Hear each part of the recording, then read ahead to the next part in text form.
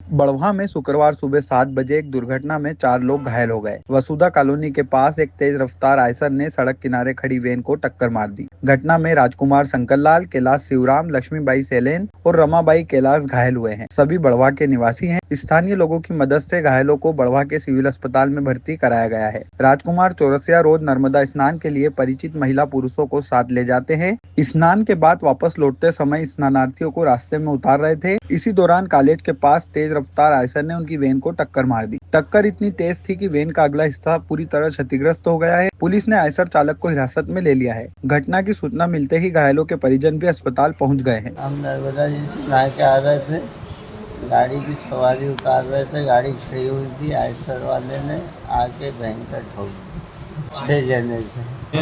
College pass उतार रहे थे चाय वाली जीजी को, तो वो सामने से आया, भर दी बंद गाड़ी थी, हमारी बड़ी गाड़ी थी। हम थे 4 और 2 6 जन।